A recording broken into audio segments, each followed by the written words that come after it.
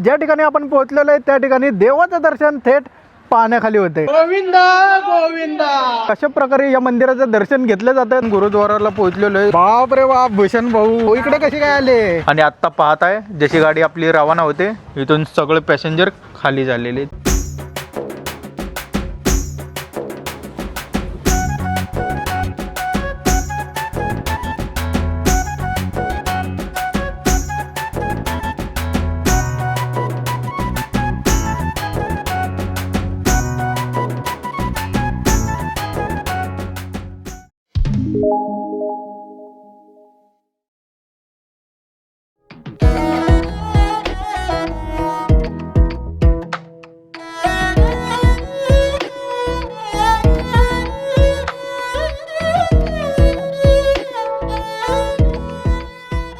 नमस्कार मंडळी, स्वागत आहे आपल्या चॅनलमध्ये। सध्या आपण आलो आहोत पुण्यातल्या रेल्वे जंक्शनवर। पाहू शकता माझ्या पाठीमागे इथूनच आपल्या भन्नाट अशा प्रवासाला सुरुवात होणार आहे। महाराष्ट्रातून कर्नाटक मध्ये असलेल्या एक प्रसिद्ध जलस्वामी मंदिराचं मस्तपैकी असं दर्शन घेणार आहोत। या प्रवासाचं अंतर बघायचं झालं तर पुण्यावरून बिदरसाठी 450 किलोमीटरचा हा आंतरराज्य प्रवास आहे आणि त्यासाठी मी स्लीपर क्लासचं बुकिंग केलेले आहे। अर्थातच जर्नी खूप लांब आहे म्हटल्यानंतर स्लीपर बुकिंग करून टाकलं, कारण आपल्याला झोपून मस्तपैकी आरामात प्रवास करत बिदरला पोहोचायचं आहे। या प्रवासादरम्यान तुम्हाला ट्रेनची माहिती, दर्शनाची माहिती, संपूर्ण माहिती देणार आहे। त्यासाठी व्हिडिओ शेवटपर्यंत बघा। पुण्यावरून जर तुम्हाला बाय बस बिदरला जायचं असेल तर स्वारगेटवरून बिदर सकाळी 7:30ची गाडी, दुसरी गाडी 7:30ची गाडी आणि लागणारं तिकीट भाडं 850 रुपये एवढं तुम्हाला तिकीट भाडं लागणार आहे स्वारगेट ते बिदर जाण्यासाठी। आणि ही जी बस आहे ती सकाळची बस आहे। मंडळी जर तुम्ही मुंबईवरून बिदरसाठी प्रवास करत असाल तर मुंबईवरून छत्रपती शिवाजी महाराज टर्मिनल जंक्शन वरून रात्री बरोबर 9 वाजता सुटते आणि ती ट्रेन आपल्याला पुणे जंक्शनला रात्री 12 ते 12:30 ला लागणार आहे। सध्या रात्रीचे पुणे जंक्शनला 10:30 वाजलेले, अजून आपल्याला ट्रेन लागायला 2 तास बाकी आहे। तोपर्यंत आपण वेटिंग एरिया मध्ये मस्तपैकी असा आराम करूया। 10:30 वाजताच्या दरम्यान जेवढ्या पण ट्रेन इथून सुटतात किंवा येतात त्याचे इथे वेळापत्रक दिलेले तुम्ही बोर्डला पाहू शकता। मंडळी याआधी जो आपण ब्लॉग बनवला होता तो ब्लॉग आपला फेल गेला होता, पुणे ते बडोदा।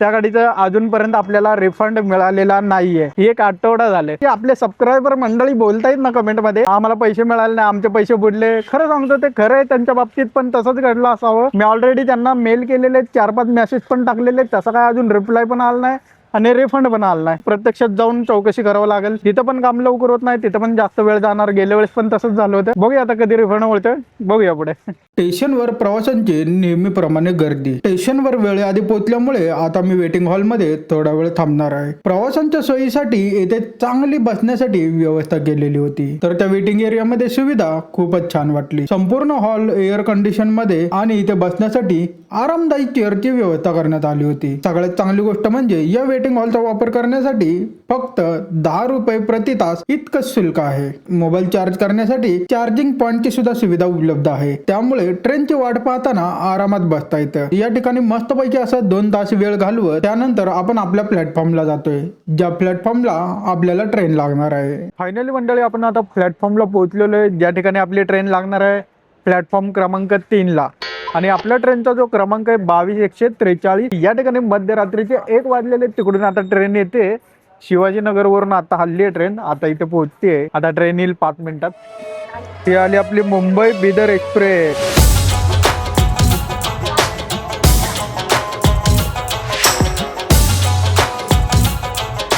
आपला डबा सापडलेला आहे S5 चा आणि आपली सीट आहे ती अप्पर वाली। जाऊया एंटर मारूया। आपल्याला सीट मिळालेली लोअर साइड, मला वाटलं अप्पर सीट आहे पण 64 नाही तर 63 नंबरची आपली लोअर सीट आहे। चार्जिंगची सोय वगैरे दिलेली आहे, बॉटल होल्डर दिलेला आहे, मस्तपैकी अशी बंद पॅक विंडो त्याच्यामध्ये दिलेली आहे। 450 किलोमीटरचा प्रवास आहे आणि रात्री काही एवढे शूट करणार नाही, त्यामुळे आरामात चार्जिंग टिकून जाईल। या ट्रेनचा जो रेग्युलर टायमिंग आहे पुणे स्टेशनला पोहोचण्याचा तो रात्री 12:30 वाजता। आता गाडी थोडीशी लेटच झाली म्हणू शकतो। तर चला मंडळी मस्तपैकी या रात्राने प्रवासाला सुरुवात करूया मस्तपैकी असा।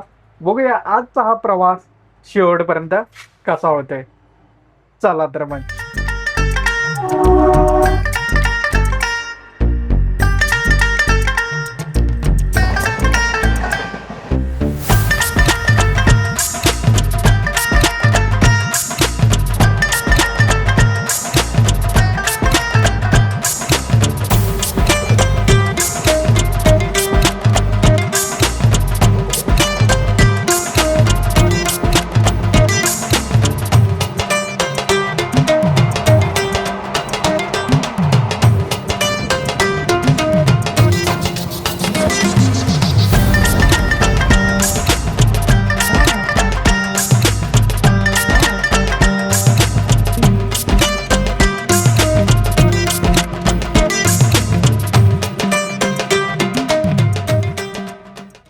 सुप्रभात मंडळी. सध्या आपण पोहोचलेलो आहे लातूर जंक्शनला. बरोबर या ठिकाणी सकाळचे 6:45 झालेले आहेत, म्हणजे 6:45 वाजलेले आहेत. अजून आपला लातूर वरून जो प्रवास राहिलेला आहे तो 2 तासाचा. आणि पुण्यापासून ज्या मार्गे आपली ट्रेन आलेली आहे दौंड, कुर्डुवाडी, बार्शी, धाराशिव आणि लातूर वरून आपली ट्रेन जाईल उदगीर, भालकी आणि बिदर. जवळपास मला वाटते 150 ते 200 किलोमीटरचा प्रवास राहिलेला आहे. लातूर वरून आपली ट्रेन जाईल उदगीर, भालकी, बिदर. जवळपास आपला जो प्रवास राहिलेला आहे तो 150 ते 200 किलोमीटरचा. पुण्यातून आपला मस्तपैकी असा झोपून प्रवास झालेला आहे. ज्यावेळेस गाडी फलाटला आली होती ना, अक्षरशः फलाट भरली होती इकडे. आणि आता पाहताय जशी गाडी आपली रवाना होते इथून सगळे पॅसेंजर खाली झालेले रिकामी.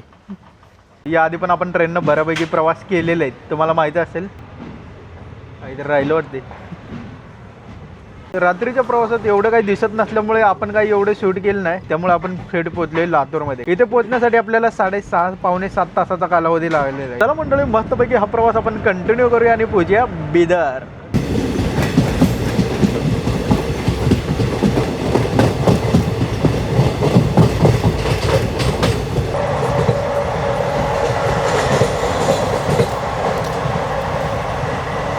ध्यान दें, गाड़ी संख्या 2214 Mumbai Chhatrapati Shivaji terminal Bidar express platform number 1 से रवाना होने के लिए तैयार है.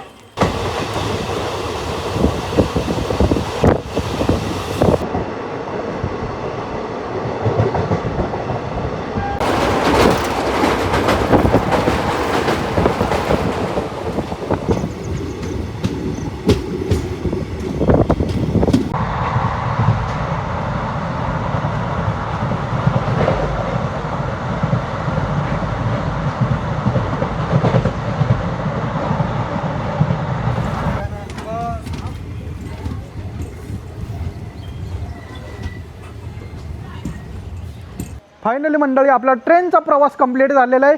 पुण्यावरून तब्बल 9 ते 9.5 तासांचा. आणि हा जो पूर्ण रूट आहे ना, मुंबई ते बिदर एक्सप्रेस, हा तब्बल 12 ते 12.5 तासांमध्ये कव्हर होतो. आता इथे ट्रेन थांबलेली आहे आणि या ट्रेनचा फायनल रूट कंप्लीट झालेला आहे बिदरपर्यंत. सध्या आपण कर्नाटक स्टेटमध्ये आणि ह्याच्यानंतर जे स्टेट लागतो पुढं तो तेलंगणा. परत ही ट्रेन बिदर वरून संध्याकाळी 7:50 सुटते मुंबईसाठी. बिदरच्या रेल्वे जंक्शनला मी पहिल्यांदाच आलोय. जास्त काही तुम्हाला इथे वर्दळ पाहायला मिळणार नाही प्रवाशांची. एकदम भारी वाटतं, एकदम प्रशस्त असं वातावरण वाटतंय. आणि बिदर स्टेशनचं हे बाहेरचं परिसर पहा, 9:30 वाजताचे दृश्य. तर मंडळी आता तुम्हाला ट्रेनचा प्रवास तर दाखवलाय, आता तुम्हाला दाखवणार कर्नाटक मधील प्रसिद्ध जल नरसिंह स्वामी मंदिराचं दर्शन. त्यासाठी आपण बिदर स्टेशनवरून ऑटो पकडलेली. बाप रे बाप, भूषण भाऊ काय म्हणता? भूषण भाऊ इकडे कसे काय आले?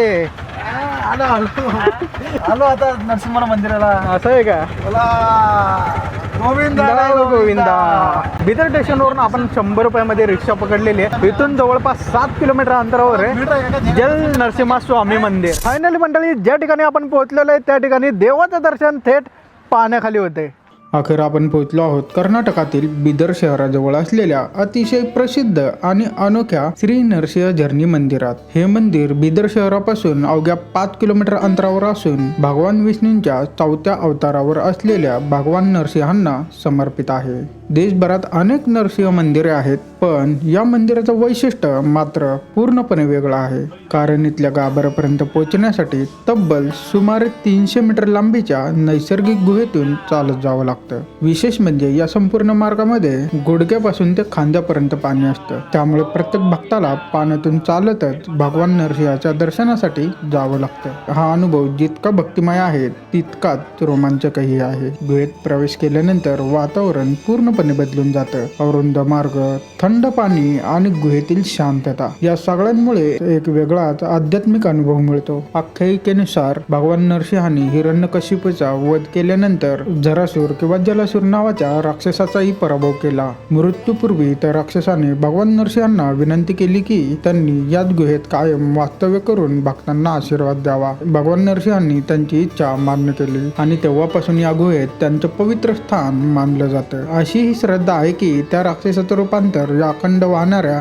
झऱ्यात झालं आणि ते पाणी आजही भगवानांच्या चरणांशी सतत वाहत राहतं. या मंदिरातील आणखी एक विशिष्ट गोष्ट म्हणजे इथे वाहणारं पाणी कधीही पूर्णपणे आटत वाटत नाही. गुहेच्या शेवटी भगवान नरसिंहाचं दर्शन होतं आणि त्याच ठिकाणी एक प्राचीन शिवलिंगही आहे. जागा अतिशय मर्यादित असल्यामुळे एकाच वेळी काहीच भाविकांना गाभाऱ्यात प्रवेश मिळतो. खरंच श्रद्धा, इतिहास, निसर्ग आणि साहस यांचा सुंदर संगम अनुभवायचा असेल तर बिदरमधील नरसिंह झरणी मंदिर हा प्रत्येकाने आयुष्यात एकदा तरी अनुभवावा.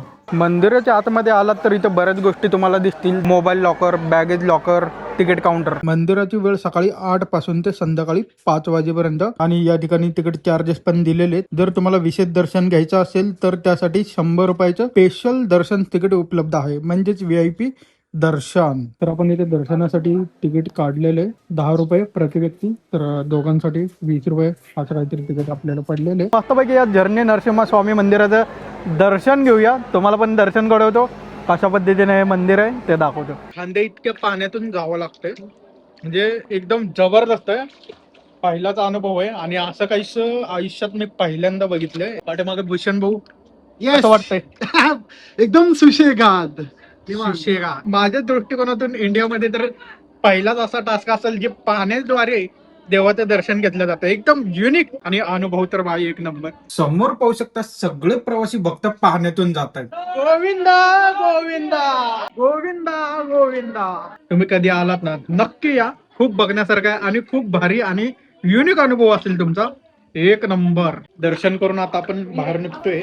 नरसिंह स्वामीचं दर्शन घेतल्यानंतर आम्ही मंदिर परिसरात असलेल्या गोमुखाजवळ आलो. या गोमुखातून अखंड वाहणारं पाणी अतिशय पवित्र मानले जातं, त्यामुळे दर्शनानंतर अनेक भाविक इथे स्नान करतात. गोमुखात स्नान केल्यानंतर आम्ही मंदिर परिसरातील नवग्रह मंदिरालाही भेट दिली. येथे नवग्रहांच्या मूर्तीची स्थापना करण्यात आली. दर्शन आणि मंदिर परिसर फिरून झाल्यानंतर आम्ही इथल्या महाप्रसादाचाही लाभ घेतला. देवाचं दर्शन झाल्यानंतर महाप्रसाद ग्रहण करण्याचा आनंद काही वेगळाच असतो. फायनली मंडळी, आपल्या जल नरसिंह स्वामी मंदिराचं दर्शन झालेलं आहे अवघ्या तासाभरात. कशा प्रकारे या मंदिराचं दर्शन घेतलं जातं ते तुम्ही बघितलंच असेल. आपलं जे दर्शन सकाळ सकाळ झालेलं आहे त्यावेळेस एवढी काही गर्दी नव्हती, पण आत्ता 11 नंतर जी काही गर्दी वाढली एकदम भयानक. तुम्हाला जर लवकर दर्शन घ्यायचं असेल तर तुम्ही लवकर सकाळी आलात तर तुमचं लवकर दर्शन होऊन जाईल. फायनली आपल्या प्रवासासोबत आपले भूषण भाऊ जॉईन झालेले आहेत. कसं वाटतंय भूषण भाऊ दर्शन घेऊन?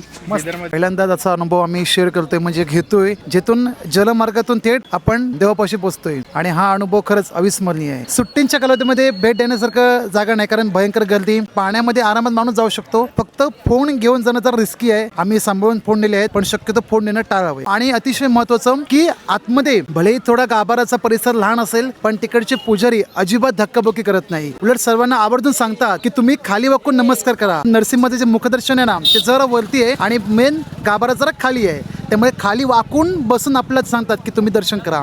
आणि हे कोणतेही मंदिर पुजारी सांगत नाही, उलट चला चला चला पटापट करतात. खरंच हे या ठिकाणी युनिक गोष्ट आहे जी आम्ही पहिल्यांदा अनुभवली.